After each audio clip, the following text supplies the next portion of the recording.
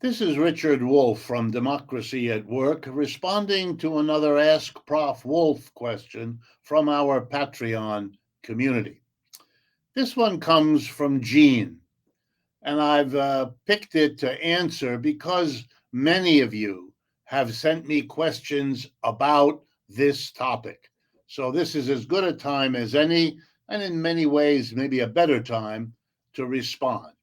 The question is about the military industrial complex, that complex of institutions, corporations that provide the goods and services purchased by the United States government for military purposes around the world. And the basic question, as it has come to me often, is what is the role of the military industrial complex in the larger American economy? And a subtext to these kinds of questions is, does the US economy depend on military expenditure? Would it collapse in the absence of that expenditure? And so on. Okay, very good question, very important, and obviously appropriate now as we have gone over the $100 billion expenditure for a war in which the United States is, at least on paper, not a participant, although everyone in the world knows that in reality it is. Well, first, let me assure everyone that the United States military operations, now approaching $1 trillion of annual expenditure in our national budget, is a crucial support for the US economy. Basically, what's going on here is that every year, $1 trillion, in other words, somewhere, depending on how you count, between a quarter and a third of American government expenditure is basically guaranteed. The government is coming in there and supporting huge numbers of the largest corporations in the United States that produce guns and bullets and planes and tanks and ships and uniforms and the material for foreign military bases. And remember, the United States has more of those than all the rest of the world combined, etc. All of that is money earning billions in profits for these corporations. And in turn, these corporations hire hundreds of thousands of workers. These corporations buy from yet other corporations many of their inputs. So the impact on the US economy is enormous. When anyone tells you that we are a private enterprise economy not dependent on the government, this is silly.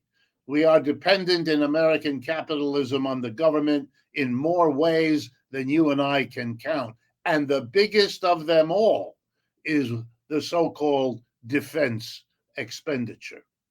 So yes, it's a very important part of our economy, and it's a way to stimulate and support profit-making capitalism without admitting that that's what you're doing and focusing instead on whatever the foreign policy objectives of all of that spending might be. Rest assured that in the United States, as in any other country with a capitalist system like this, the military expenditures are just as important for the domestic economy's profitability as they are for any foreign activities the military may engage in. And that has always been true here in the United States.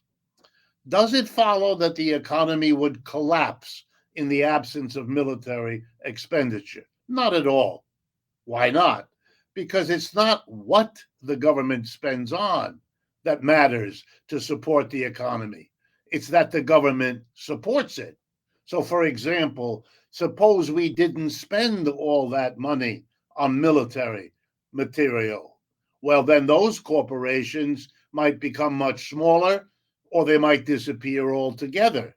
But the government could and likely would spend on other urgent national needs.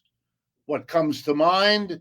A Green New Deal, as many have called it, spending equivalent amounts of money protecting our environment, improving our medical procedures, our educational system, what we can do for our elderly, becoming an ever larger part of our society, all of the environmental repair that needs to be done. The government could spend money and support the economy. There need be no collapse.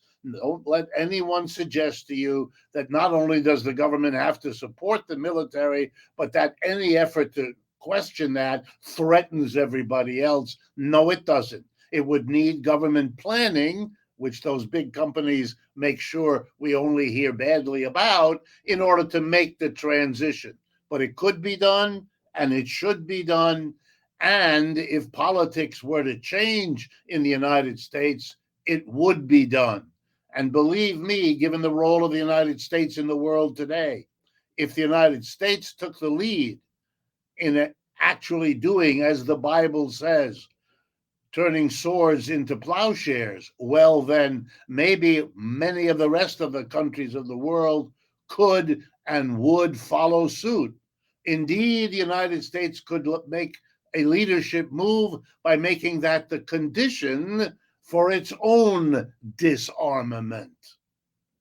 If conversations and interventions like this strike you as reasonable and valuable, please share them with others. Extend the reach of this kind of approach, this kind of material, and this kind of adding to the national conversation. And of course, in order to enable us to have a bigger reach and to continue, we would welcome you taking the step at no cost of subscribing to our YouTube channel.